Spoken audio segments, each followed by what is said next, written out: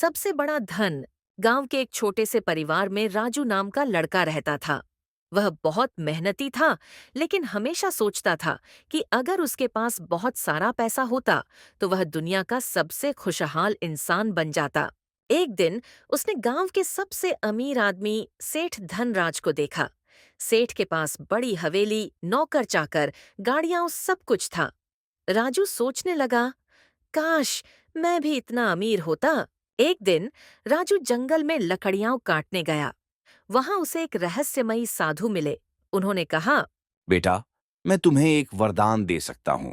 जो चीज तुम छुओगे वह सोने में बदल जाएगी।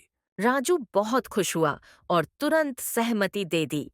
अब जैसे ही उसने एक पत्थर को छुआ, वह सोने का बन गया। फिर उसने अपनी कुल्हाड़ी को छुआ, वह भी सोने की हो गई। राजू खुशी से उछल पड़ा, अब मैं दुनिया का सबसे अमीर आदमी बन जाऊंगा।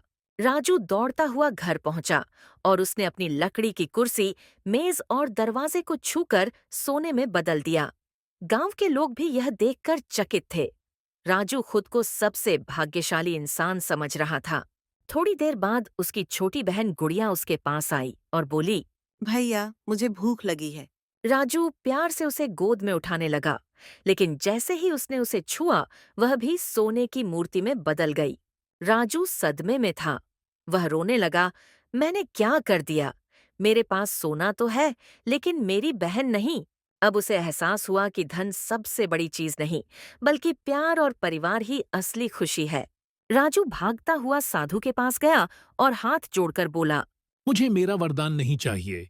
मुझे सिर्फ मेरी बहन चाहिए। साधु मुस्कुराए और बोले, अब तुम्हें समझ आ गया कि असली दौलत सोना नहीं, बल्कि अपने प्रियजनों का साथ है। उन्होंने वरदान वापस ले लिया और गुड़िया फिर से पहले जैसी हो गई। उस दिन के बाद राजू ने कभी भी धन को सबसे बड़ी चीज नहीं समझा। वह अपने परिवार के साथ खुश रहने लगा और अपनी मेहनत से कमाई हुई छोटी छोटी चीजों में ही खुशी पाने लगा। सीख, सच्चा सुख धन में नहीं, बल्कि अपनों के साथ में होता है। जिंदगी में पैसे से ज्यादा प्यार और रिश्तों की कीमत होती है।